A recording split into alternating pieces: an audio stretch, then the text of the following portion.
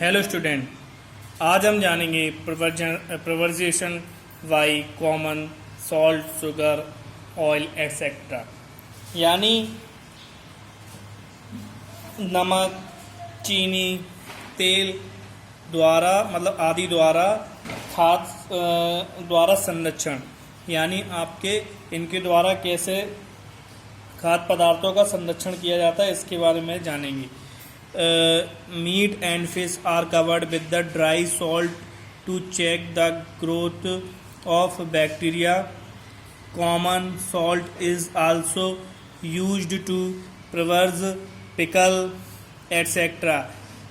Beside salt, sugar, oil, and vinegar also prevent microbial growth in fruit, jams, jellies, squashes etcetera.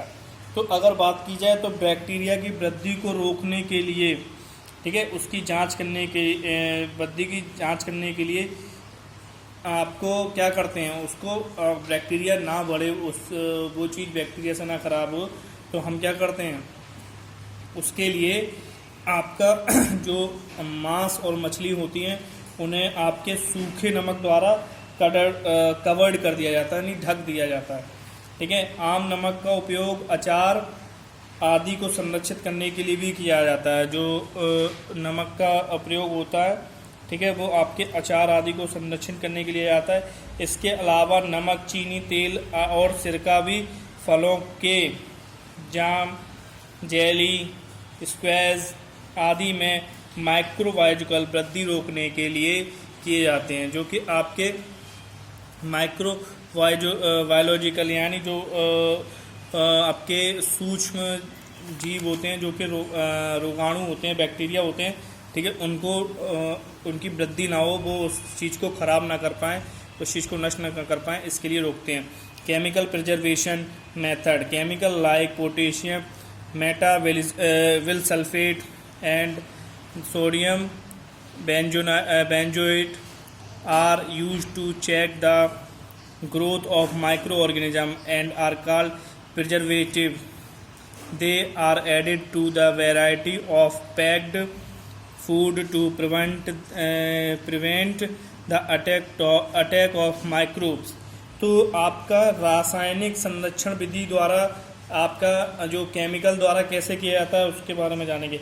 Potassium मेटाविल sulphide, ठीक है, sulphide acid, sodium benzoate का उपयोग सूक्ष्मदर्शी को सूक्ष्म जीव होते हैं ना, उनके विकास को की जांच करने के लिए किया जाता है। ठीक है, इन्हें संरक्षण कहा जाता है। रोगाणुओं के हमले को रोकने के लिए विभिन्न प्रकार के आपके खाद्य जो होते हैं,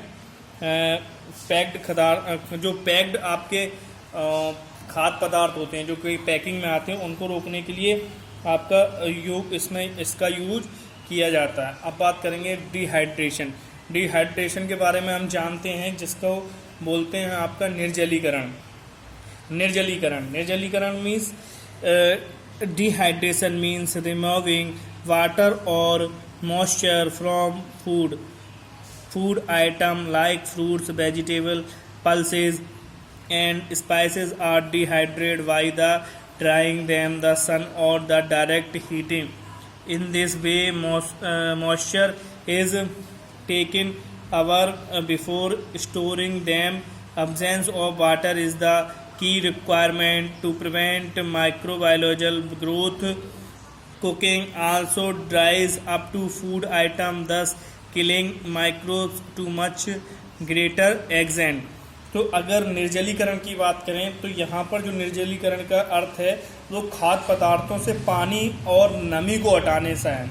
ठीक है, हम जानते हैं कि जब भी हमारे घर में जो भी आपके खाद्य पदार्थ होते हैं, ठीक है, अगर वो उसमें नमी या पानी उसमें के पहुँच जाता है, ठीक है, तो वो क्या हो जाते हैं, उनमें कीड़े पड़ना स्टार्ट हो जाते हैं, वो ख़राब होना स्टार्ट हो जाते हैं।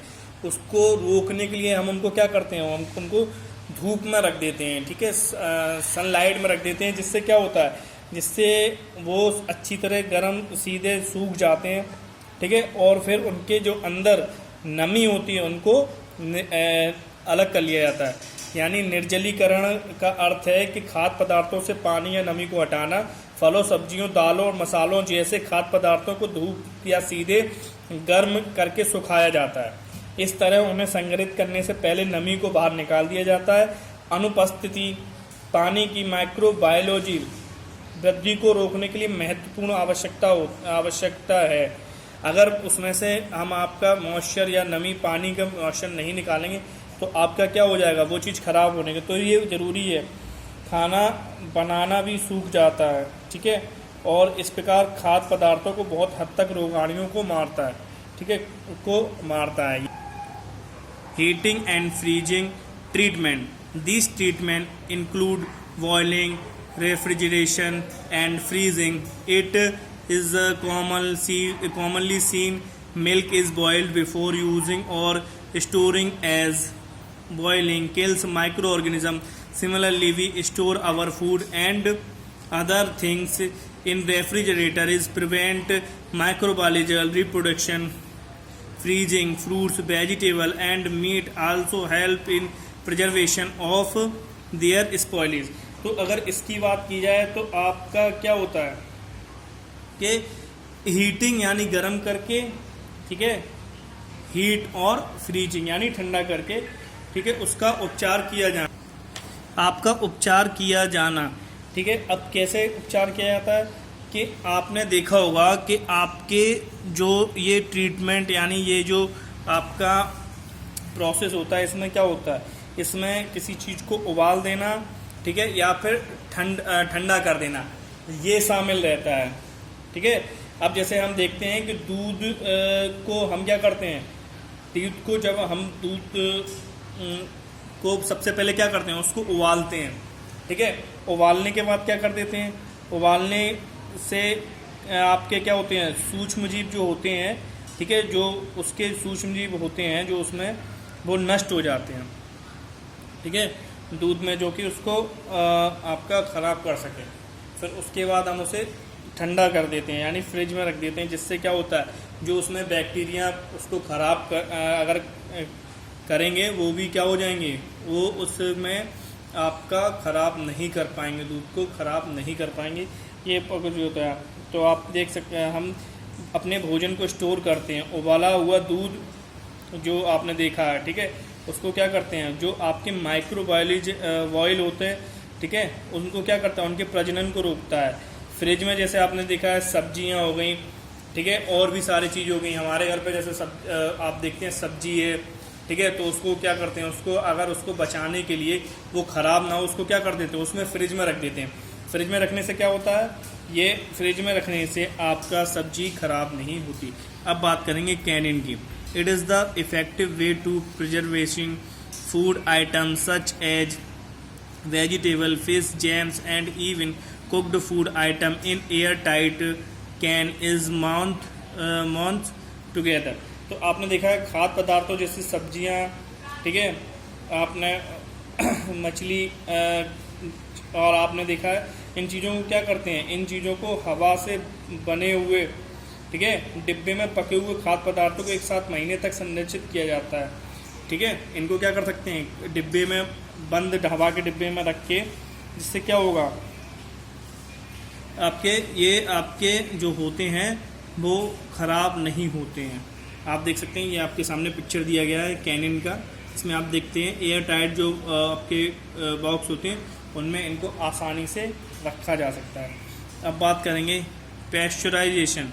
Pasteurization में it is the process in which milk is heated to the high temperature of around 70 degree about 30 minutes and then the cooled rapidly the help of destroying harmful microbes preventing their further growth. French chemist Louis Pasteur discovered the process of pasteurization. तो pasteurisation की प्रक्रिया ये एक ऐसी प्रक्रिया है जिसमें दूध को उबाला जाता है लगभग 30 मिनट के लिए और 70 डिग्री सेंटीग्रेड की उच्च तापमान तक गर्म किया जाता है, ठीक है, और इसको क्या होता है फिर तेज़ी से ठंडा किया जाता है, ठीक है। इसमें जो भी हानिकारक रोगाणु होते हैं वो नष्ट करने में मदद करता है। ये प्रोसेस जो होता है, जो हानिकारक रोगाणु होते हैं उनको क्या कर देता है, उनको नष्ट कर देता है। ठीक है। और इसके लिए और इनके जो आपके उसके जो माइक्रोबायोलॉजी जो आपके सूक्ष्म जीव हैं, जो रोगाणु हैं, उनको आगे उनके विकास को रोकता है, ठीक है। तो रोगाणु को नष्ट करता है, उनके विकास को रोकता है। आपकी एक फ्रांसीसी वैज्ञानिक लूश पॉस्चर ने आपके पॉस्चराइजेशन की प्रक्रिया को बताया था, ठीक है। इस प्रक्रिया की खोज की थी।